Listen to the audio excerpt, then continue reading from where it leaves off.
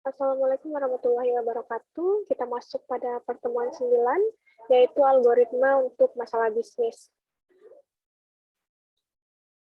Pada pertemuan 9 ini, pokok bahasan yang pertama yaitu struktur program, struktur chart, kemudian membuat laporan dengan page break, kemudian yang keempat, contoh algoritma penyelesaiannya.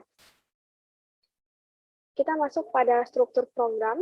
Jadi secara umum, program yang dilakukan untuk memproses data yang dibaca dari file dapat digambarkan sebagai berikut. Ada sub proses record, kemudian proses inisialisasi, kemudian baca record pertama, do while, not EOF, kemudian proses record ini, kemudian baca record selanjutnya, kemudian end do, yaitu mengakhiri dari perintah do yang ada di atas ini, kemudian final proses atau proses finalnya, kemudian perintah end untuk mengakhiri semua perintah. Selanjutnya yaitu adalah struktur chart. Algoritma yang tadi itu digambarkan dengan struktur chart sebagai berikut, yaitu 3 modul di atas dapat berisi statement yang dibutuhkan untuk memproses data yang dibaca dari file. Main program dari struktur chart sudah ada sehingga dapat dikembangkan proses dari ketiga modul tersebut. Jadi di sini ada proses urutan file, ada proses inisialisasi, kemudian proses record, kemudian ada proses final. Selanjutnya yaitu struktur program dan chart. Ini adalah struktur program, di mana yang tadi itu, yang pertama ada proses subproses record, proses inisialisasi, baca record pertama, kemudian do while, kemudian proses record ini, kemudian baca record selanjutnya, and do, ada proses final, kemudian end. Membuat laporan dengan page break. Jadi, pada susunan program, dibutuhkan adanya judul, baris judul, kolom judul, detail, dan total.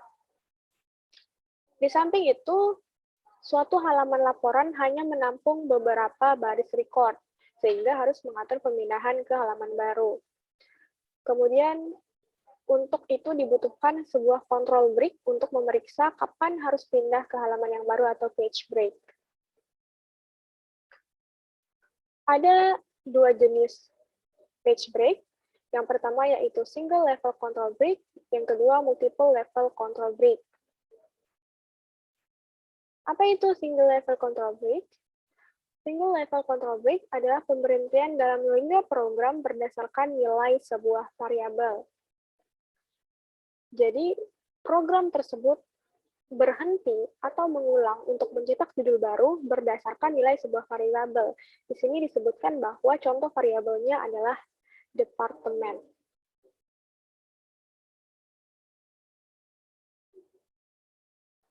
Kemudian kita lihat ya, ini yang kotak merah ini adalah single level control break berdasarkan departemennya. Nah, nanti kita lihat perbedaan dengan multiple level break. Sebelumnya kita lihat dulu hierarki dari chart single level break, di mana ada product single level break control, kemudian ada inisialisasi variabel, kemudian print page heading atau bagian atas dari page-nya, kemudian proses record, kemudian ada print control total line, kemudian ada print report total, di proses record ada print detail line, kemudian ada accumulate control total, kemudian ada reset control total. Nah, berikut adalah multiple level break. Jadi kalau misalnya tadi single level break itu berdasarkan dari variabel, kalau multiple level control break ini berdasarkan beberapa nilai variabel. Kalau tadi hanya satu variabel, ini berdasarkan beberapa nilai variabel. Contohnya adalah total penjualan per sales dan total penjualan per departemen.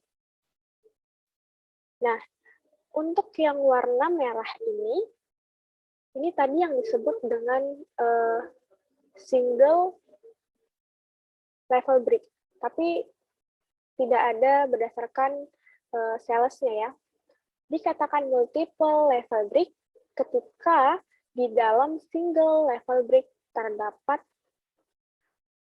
fake brick yang lain. Berarti ini berdasarkan dari salesnya, per salesnya. Salesnya ini kan Mary Smith, Jane Brown, Jenny Pons, sedangkan total penjualan per departemen ini departemen 1, departemen 2.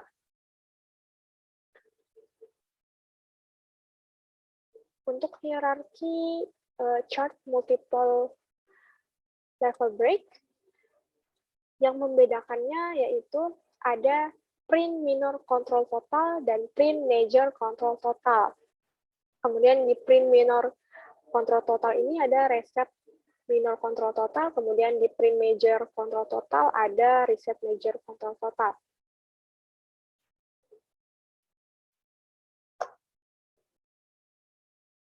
Nah, untuk print minor control total ini yang warna hijau seperti yang tadi saya sampaikan.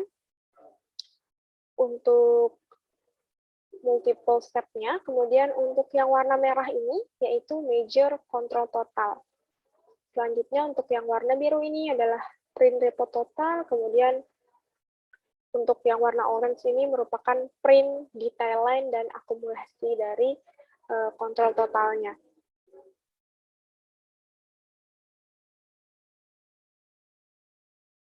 Ini adalah contoh kasus laporan gaji ya. PT Semesta Makmur Abadi, Jalan Bahari Biru, Jakarta, laporan gaji, tanggal, kemudian halaman, kemudian ini adalah daftar nama karyawannya beserta target, realisasi, komisi, gaji pokok, hingga total gaji, dan total gaji sales. Untuk subordinate modul, bagaimana pembuatan dari laporan gaji ini? Untuk inisialisasi, diisi buka file, total gaji sama dengan 0, hal sama dengan 0, baris sama dengan 0, kemudian N, cetak judul, hal sama dengan hal plus 1, cetak PT Semesta Makmur Abadi, cetak Jalan Bahari Biru, cetak Jakarta, cetak laporan gaji, cetak tanggal, cetak date, kemudian hal sama dengan hal, cetak nomor, NIP nama target, realisasi, komisi gaji pokok, total gaji, kemudian N. Kemudian untuk proses recordnya, ada perhitungan komisi ya tadi. Jadi di perhitungan komisi itu, kita dapat dari realisasi dikurang target dikali dengan 10.000. Kemudian untuk total gaji sama dengan komisi yang tadi sudah dihitung ditambah dengan ketentuan gaji pokoknya. Kemudian cetak detail, kemudian akumulatif total, kemudian N. Untuk cetak detail, itu diawali dengan baris sama dengan baris plus 1, cetak baris NIP nama, target realisasi, komisi, gaji pokok, total gaji, kemudian N. Kemudian diakumulasi total, total sama dengan total ditambah total gaji, kemudian N. Selanjutnya yaitu cetak total report. Ini adalah proses terakhir, di mana cetak total gaji, koma total, kemudian tutup file, kemudian N.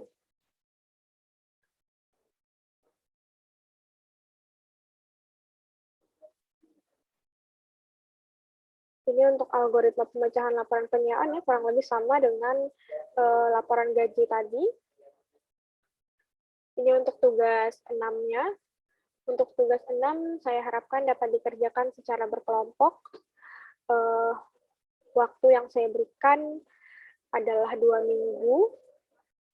Nanti untuk detail tanggal pengumpulannya akan saya infokan kembali ke grup.